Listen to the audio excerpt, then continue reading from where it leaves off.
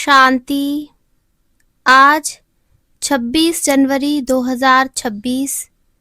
बाबा के महावाक्य। मीठे बच्चे, तुमने आधा कल्प जिसकी भक्ति की है वही बाप खुद तुम्हें पढ़ा रहे हैं। इस पढ़ाई से ही तुम देवी देवता बनते हो।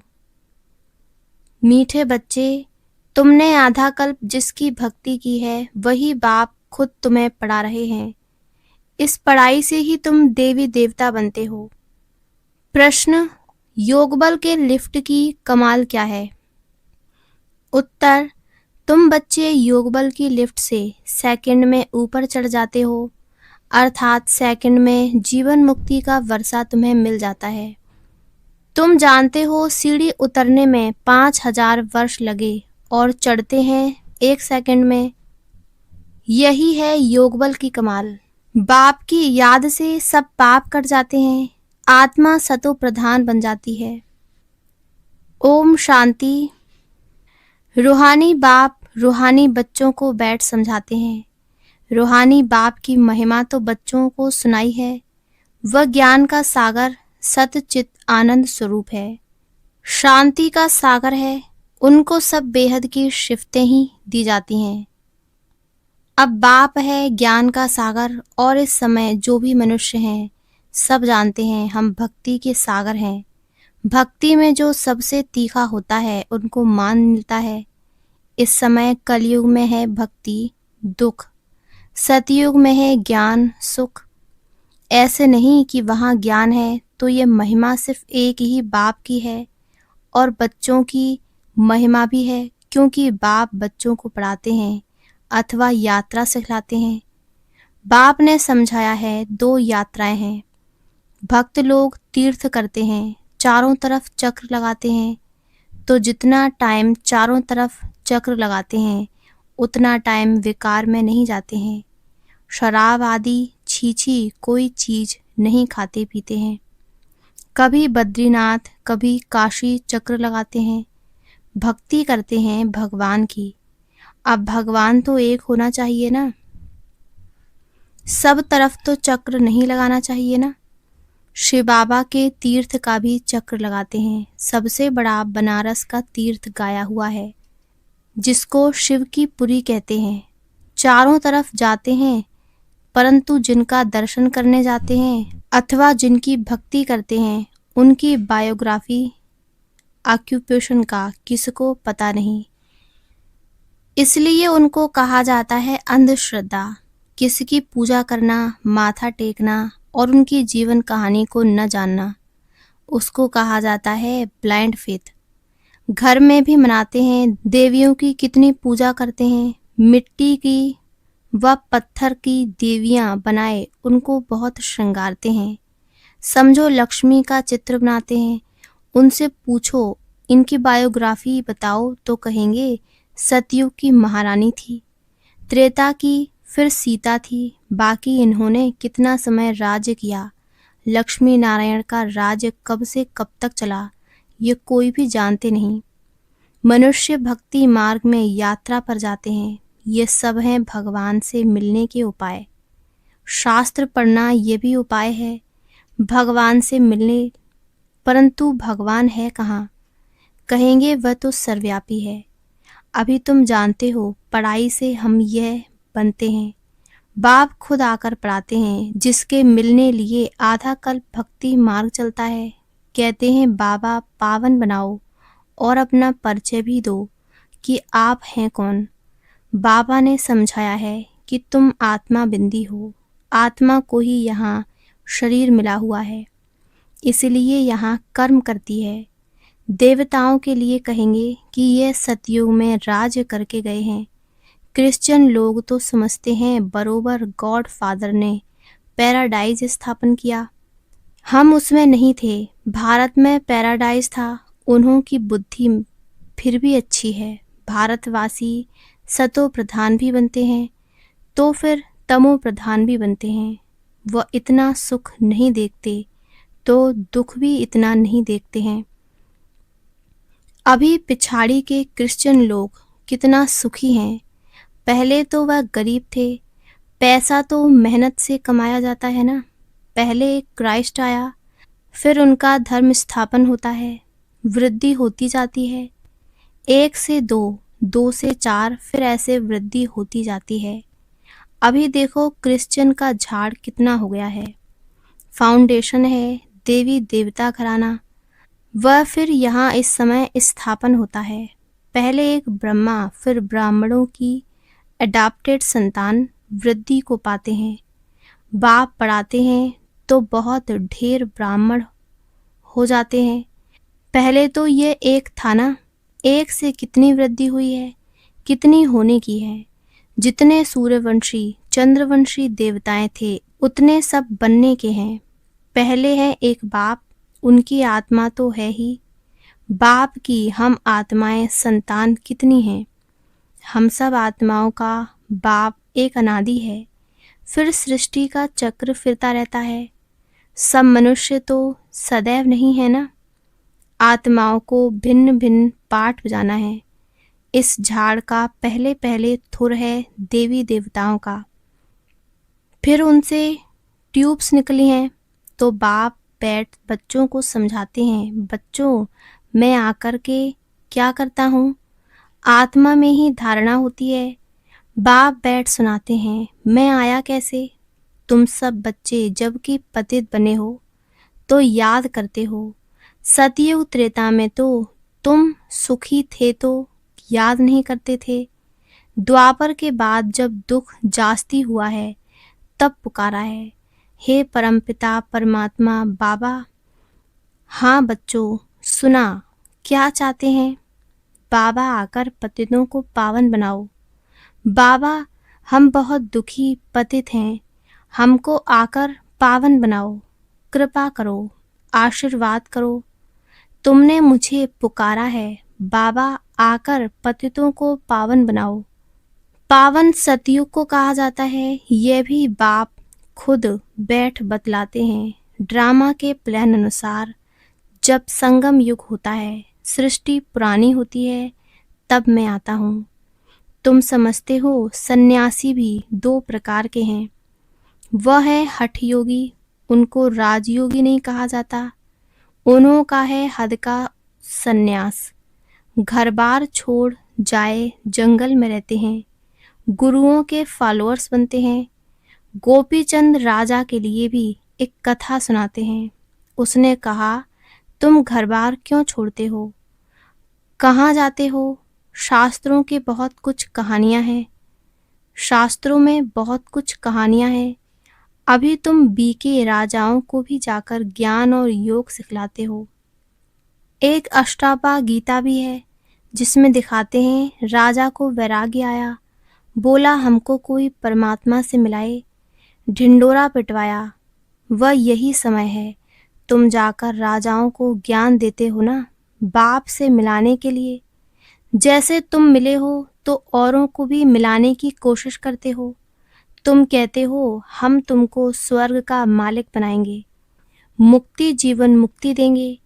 फिर उनको बोलो शिव बाबा को याद करो और कोई को नहीं। तुम्हारे पास भी शुरू में बैठे बैठे 1-2 को देखते ध्यान में चले जाते थे ना, बड़ा वंडर लगता था। बाप था ना इनमें, तो वह चमत्कार दिखाते थे, सबकी रस्सी खींच लेते थे। बाप दादा इकट्ठे हो गए ना, कब्रिस्तान बनाते थे। सब बाप की याद में सो जाओ, सब ध्यान में चले जाते थे। ये सब शिव बाबा की चतुराई थी। इसको फिर कई जादू समझने लगे। ये था शिव बाबा का खेल। बाप जादूगर, सौदागर, रत्नागर है ना, धोबी भी है, सोनार भी है, वकील भी है। सबको रावण की जेल से छुड़ाते हैं। उनको ही सब बुलाते हैं, हे पतित पावन, हे दूर देश के रहने वाले, हमको आकर पावन बनाओ। आओ भी पतित दुनिया में, पतित शरीर में आकर हमको पावन बनाओ। अभी तुम उनका भी अर्थ समझते हो। बाप आकर बतलाते हैं, तुम बच्चों ने रावण के देश में हमको बुलाया है। मैं तो परम धाम में बैठा था स्वर्ग स्थापन करने के लिए। मुझे नरक रावण के देश में बुलाया कि अब सुखधाम में ले चलो। अभी तुम बच्चों को ले चलते हैं ना, तो ये ड्रामा है। मैंने जो तुमको राज्य दिया था वह पूरा हुआ। फिर द्वापर से रावण राज्य चला है। 5 विकारों में गिरे, उनके फिर चित्र भी हैं जगन्नाथपुरी में। पहले नंबर में जो था वही फिर 84 जन्म ले अब पिछाड़ी में है, फिर उनको ही पहले नंबर में जाना है। ये ब्रह्मा बैठा है, विष्णु भी बैठा है, इनका आपस में क्या कनेक्शन है दुनिया में कोई नहीं जानते। ब्रह्मा सरस्वती भी असल में सतयुग के मालिक लक्ष्मी नारायण थे, अभी नर्क के मालिक हैं। अभी ये तपस्या कर रहे हैं ये लक्ष्मी नारायण बनने के लिए। देलवाड़ा मंदिर में पूरा यादगार है। बाप भी यहाँ ही आए हैं, इसलिए अब लिखते भी हैं आबू सर्व तीर्थों में, सब धर्मों के तीर्थों में मुख्य तीर्थ है, क्योंकि यहाँ ही बाप आकर सर्व धर्मों की सद्गति करते हैं। तुम शांति धाम होकर फिर स्वर्ग में जाते हो, बाकी सब शांति धाम में चले जाते हैं। वह है जड़ यादगार, यह है चैतन्य। जब तुम चैतन्य में वह बन जाएंगे तो फिर ये मंदिर आदि सब खत्म हो जाएंगे। फिर भक्ति मार्ग में यह यादगार बनाएंगे। अभी तुम स्वर्ग की स्थापना कर रहे हो। मनुष्य समझते हैं स्वर्ग ऊपर में है, अभी तुम समझते हो यही भारत स्वर्ग था, अभी नर्क है। ये चक्र देखने से ही सारा ज्ञान आ जाता है। द्वापर से और धर्म आते हैं, तो अभी देखो कितने धर्म हैं। यह है आयरन एज। अभी तुम संगम पर हो, सतयुग में जाने के लिए पुरुषार्थ करते हो। कलयुग में है सब पत्थर बुद्धि, सतयुग में है पारस बुद्धि। तुम ही पारस बुद्धि थे, तुम ही फिर पत्थर बुद्धि बने हो, फिर पारस बुद्धि बनना है। अब बाप कहते हैं तुमने हमको बुलाया है तो मैं आया हुआ हूँ, और तुमको कहता हूँ काम को जीतो तो जगत जीत बनेंगे। मुख्य यह विकार ही है। सतयुग में है सब निर्विकारी, कलयुग में है विकारी। बाप कहते हैं बच्चे अब निर्विकारी बनो। 63 जन्म विकार में गए हो, अब ये अंतिम जन्म पवित्र बनो। अभी मरना भी सबको है। मैं स्वर्ग स्थापन करने आया हूँ, तो अब मेरी श्रीमत पर चलो। मैं जो कहूँ वह सुनो। अभी तुम पत्थर बुद्धि को पारस बुद्धि बनाने का पुरुषार्थ कर रहे हो। तुम ही पूरी सीढ़ी उतरते हो फिर चढ़ते हो। तुम जैसे जिन हो। जिन की कहानी है ना, उसने बोला काम दो, तो राजा ने कहा अच्छा सीढ़ी उतरो और चढ़ो। बहुत मनुष्य कहते हैं भगवान को क्या पड़ी थी जो सीढ़ी चढ़ाते और उतारते हैं। भगवान को क्या हुआ जो ऐसी सीढ़ी बनाई। बाप समझाते हैं ये अनादि खेल है। तुमने 5000 वर्ष में 84 जन्म लिए हैं। 5000 वर्ष तुमको नीचे उतरने में लगे हैं, फिर ऊपर में जाते हो सेकंड में। यह है तुम्हारे योगबल की लिफ्ट। बाप कहते हैं याद करो तो तुम्हारे पाप कट जाएंगे। बाप आते हैं तो सेकंड में तुम ऊपर चढ़ जाते हो, फिर नीचे उतरने में 5000 वर्ष लगे हैं। कलाएं कम होती जाती हैं। चढ़ने की तो लिफ्ट है, सेकंड में जीवन मुक्ति। सतो प्रधान बनना है, फिर आहिस्ते आहिस्ते तमो प्रधान बनेंगे। 5000 वर्ष लगते हैं। अच्छा, फिर तमो प्रधान से सतो प्रधान बनना है एक जन्म में। अभी जबकि है तुमको स्वर्ग की बादशाही देता हूँ, तो तुम पवित्र क्यों नहीं बनेंगे। परंतु कामेशु क्रोधेशु भी है ना। विकार न मिलने से फिर स्त्री को मारते हैं, बाहर निकाल देते हैं, आग लगा देते हैं। अबलाओं पर कितने अत्याचार होते हैं, यह भी ड्रामा में नूंद है। अच्छा, मीठे मीठे सिकी लदे बच्चों प्रति माता पिता बाप दादा का याद प्यार और गुड मॉर्निंग। रूहानी बाप की रूहानी बच्चों को नमस्ते। धारणा के लिए मुख्य सार। पहला, जगत का मालिक बनने व विश्व की बादशाही लेने के लिए मुख्य काम विकार पर जीत पानी है। संपूर्ण निर्विकारी जरूर बनना है। दूसरा, जैसे हमें बाप मिला है ऐसे सबको बाप से मिलाने की कोशिश करनी है। बाप की सही पहचान देनी है। सच्ची सच्ची यात्रा सिखलानी है। वरदान, गम की दुनिया सामने होते हुए भी बेगमपुर की बादशाही का अनुभव करने वाले अष्ट शक्ति स्वरूप भव।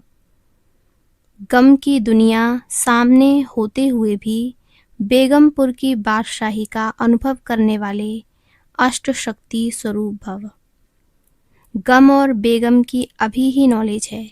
गम की दुनिया सामने होते भी सदा बेगमपुर के बादशाही का अनुभव करना, यही अष्ट शक्ति स्वरूप कर्मेंद्रिय जीत बच्चों की निशानी है।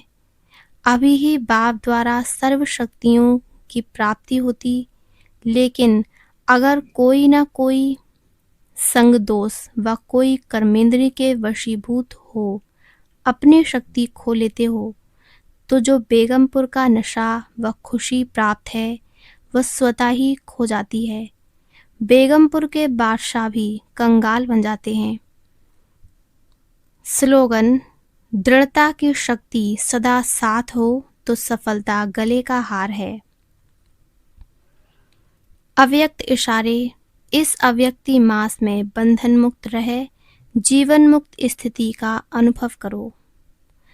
अपने संकल्पों के तूफान व कोई भी संबंध द्वारा, प्रकृति व समस्याओं द्वारा तूफान व विघ्न आते हैं, तो उनसे मुक्ति पाने के लिए योग युक्त युक्ति युक्त बनो।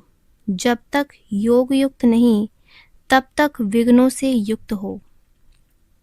अच्छा, ओम शांति, ओम शांति, ओम शांति।